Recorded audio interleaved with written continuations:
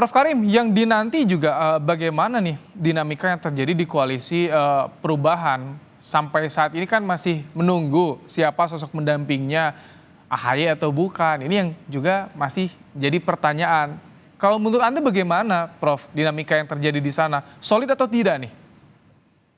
Jadi sebenarnya kalau soal cawapres, semua koalisi juga nasibnya sama.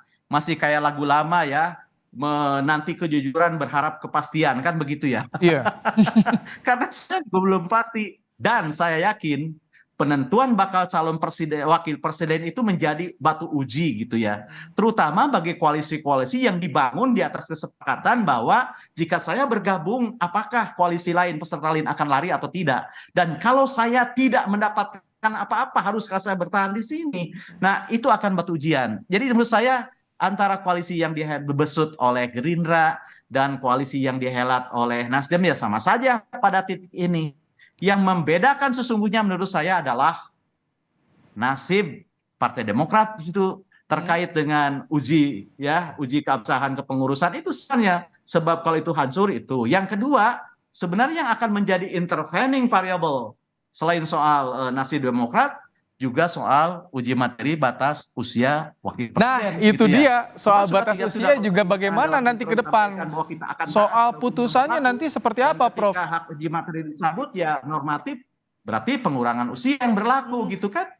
Jadi Ini itu sebenarnya intervening variabelnya bukan yang lain-lain begitu. itu Dan kalau bisa misalkan jadi nanti MK sudah memutus, apakah bakal memunculkan nama-nama baru di peta bursa cawapres nanti, Prof?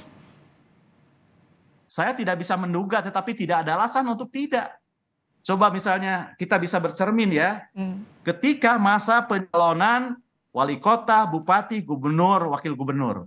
Partai sudah punya mekanisme. Dan ketika ada partai sudah menutup mekanisme di daerah, komunikasi kan bisa dilangsungkan dengan pusat gitu loh.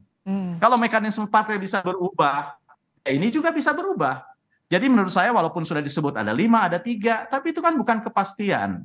Karena apa? Tadi sudah dijelaskan dalam berita sebelumnya. Kita akan berpegang pada hukum yang berlaku. Gitu kan? Hukum yang berlaku itu hukum positif. Sekarang hukum positifnya masih 40 tahun.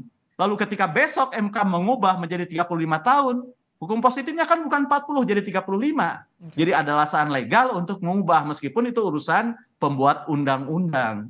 Tetapi begini, saya tidak terpukau dengan numerik mau 40, mau 35, mau 38 pertama alasannya apa perubahan itu.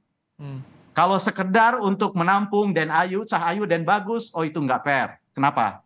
Karena salah satu berkah demokrasi itu adalah jaminan kesamaan kesempatan kepada siapapun, kepada sipulan-sipulana. Bukan hanya mereka yang berdarah biru, yang berdarah merah putih juga samanya. Dan yang kedua, presiden, wakil presiden itu bukan jabatan sembarangan. Dia jabatan tertinggi di Republik ini. Pemegang kekuasaan tertinggi angkatan darat, laut, udara.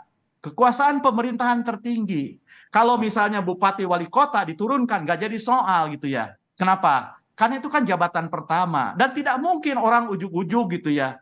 Belum punya pengalaman apa-apa, jadi presiden atau wakil presiden, atau wali kota atau bupati, ngaclo ke sana. Emangnya ini pramen? Bukan. Meskipun pramen bisa digunakan sebagai alat kampanye, berkampanye ala sinetron bisa. Tetapi ketika menjabat, dia bukan sinetron, pemain sinetron. Ini real memimpin itu. Oleh karena itu ada teori, dan ini menjadi legacy di mana-mana. Ketika memilih calon wakil presiden, bukan hanya menyumbang tiket, berupa menyumbangkan karakter yang masih kosong di dalam tubuh calon presiden, tetapi dia diyakini orang yang bisa melanjutkan ketika dalam keadaan terpaksa presiden berhalangan.